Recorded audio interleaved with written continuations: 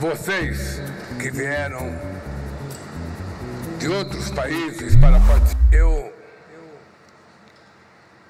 queria dizer para vocês, depois de cumprimentar minha querida companheira Janja, depois de cumprimentar o companheiro André Corrêa do Lago, depois de cumprimentar o Simon Still, secretário executivo da Convenção de Quadro das Nações Unidas, depois de comentar todos os representantes da ONU aqui presentes, os nossos governadores, os nossos senadores, os ministros do meu governo e minhas ministras, eu queria dizer para vocês que é muito difícil falar sem que antes a gente possa homenagear o povo do Pará.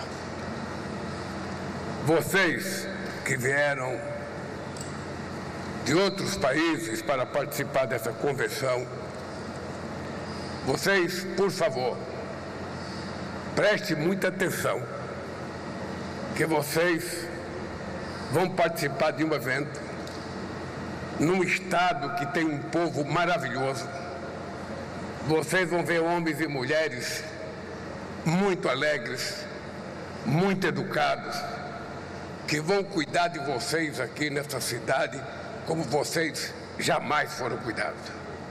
Eu quero agradecer a minha equipe da Casa Civil, representada pelo recorte ao governador Helder Barbalho, pela realização dessa proeza de fazer a COP no coração da Amazônia, no estado do Pará e na cidade de Belém.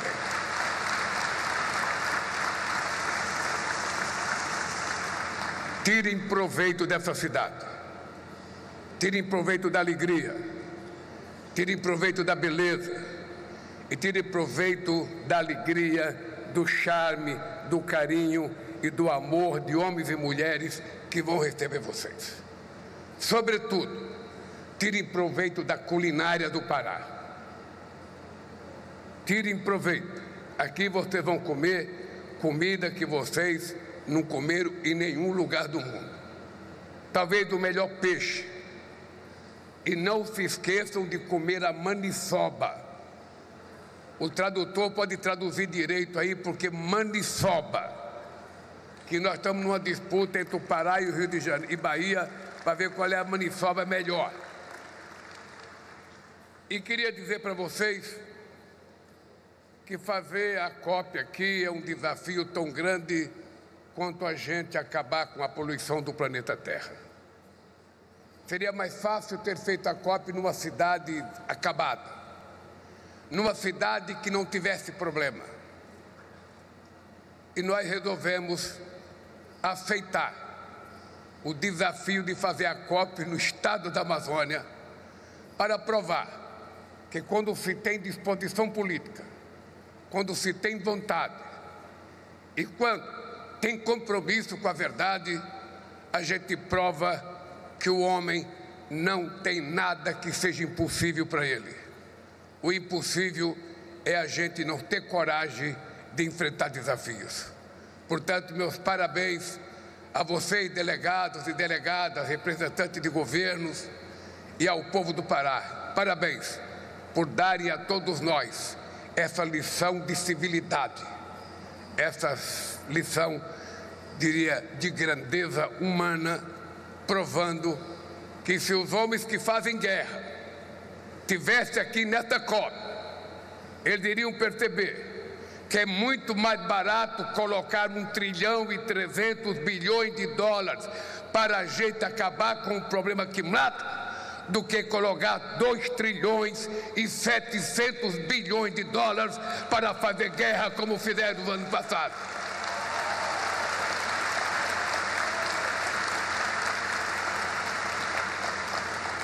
Há mais de 30 anos, na cúpula da Terra, os líderes do mundo se reuniram no Rio de Janeiro para debater o desenvolvimento e a proteção do meio ambiente. Naquele momento, o multilateralismo vivia seu ápice. O mundo adentrava a chamada década das conferências, da qual emergiram as grandes bússolas que guiaram a humanidade ao longo dessas 3 décadas. Entre elas estão o conceito de desenvolvimento sustentável e o princípio das responsabilidades comuns mais diferenciadas, legadas vivos do Rio de 92. Hoje, a Convenção do Clima retorna à sua terra natal. Ela faz o caminho de volta para recuperar o entusiasmo e o engajamento que embalaram o seu nascimento. Pelas próximas 2 semanas, Belém será a capital do mundo. Governadores, prefeitos, parlamentares, cientistas de organizações da sociedade civil farão parte desse grande esforço coletivo em prol do planeta. Trazer a COP para o coração da Amazônia foi uma tarefa árdua, mas necessária.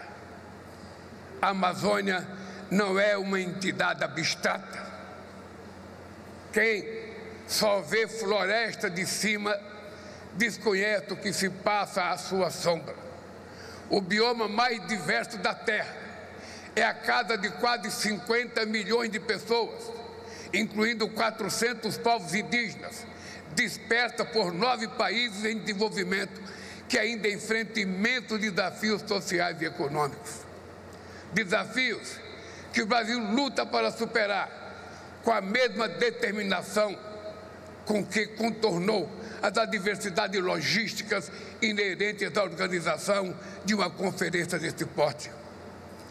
Quando vocês deixarem Belém, o povo da cidade permanecerá com os investimentos de infraestrutura que foram feitos aqui para receber vocês. E o mundo poderá, aí sim, dizer que conhece a realidade da Amazônia.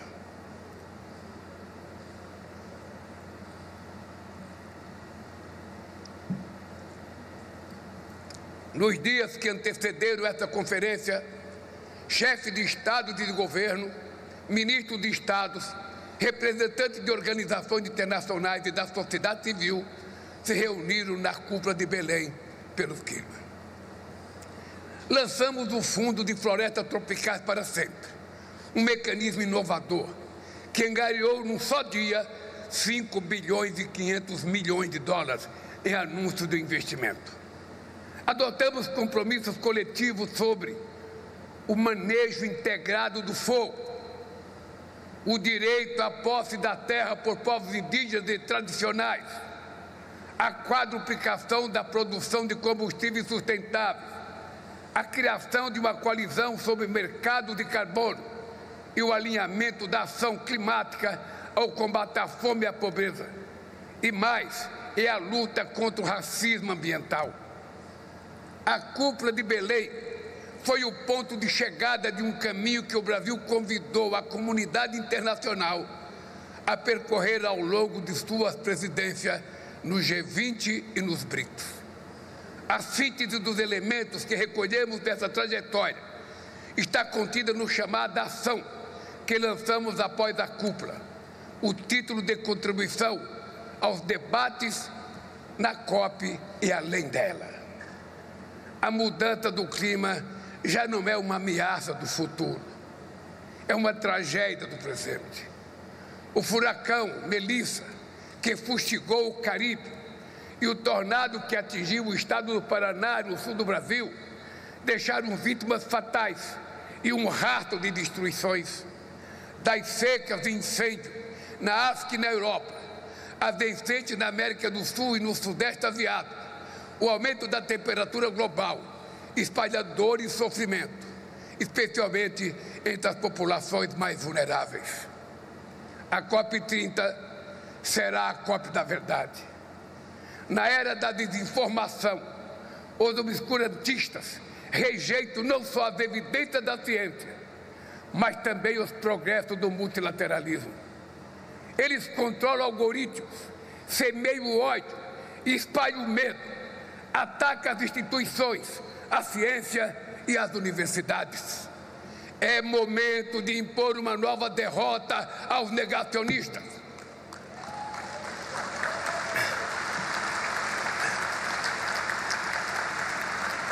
Sem o Acordo de Paris, o mundo estaria afadado ao aquecimento catastrófico de quase 5 graus até o fim do século. Estamos andando na direção certa, mas na velocidade errada. No ritmo atual, ainda avançamos rumo a um aumento superior a 1,5 graus na temperatura global. Romper essa barreira é um risco que não podemos correr. Queridas amigas e queridos amigos, nosso chamado à ação está dividido em 3 partes. Na primeira parte, faço um apelo para que os países cumpram os seus compromissos. Isso significa formular e implementar as contribuições nacionalmente determinadas ambiciosas, assegurar financiamento, transferência de tecnologias e capacitação aos países em desenvolvimento e dar a devida atenção à adaptação aos efeitos da mudança do clima. Na segunda parte, conclamo os líderes mundiais a acelerar a ação climática. Precisamos do mapa do caminho para que a humanidade, de forma justa e planejada, supere a dependência dos combustíveis fósseis e reverta o desmatamento e mobilize os recursos para esses fins. Avançar requer uma governança global mais robusta, capaz de assegurar que as palavras se traduzam em ações. A proposta de criação de um Conselho do Clima, vinculado à Assembleia Geral da ONU, é uma forma de dar a esse desafio a estatura política que ele merece. Na terceira parte, convoca a comunidade internacional a colocar as pessoas no centro da agenda climática. O aquecimento global pode empurrar milhões de pessoas para a fome e a pobreza, fazendo retroceder décadas de avanço. O impacto desproporcional da mudança do clima sobre mulheres, afrodescendentes, migrantes e grupos vulneráveis deve ser levado em conta nas políticas de adaptação. É fundamental reconhecer o papel dos territórios indígenas e de comunidades nacionais nos esforços da mitigação. No Brasil, 13% do território são áreas demarcadas para os povos indígenas. Talvez ainda seja pouco. Uma transição justa precisa contribuir para reduzir as assimetrias entre o norte e o sul global, forjadas sob séculos de emissões.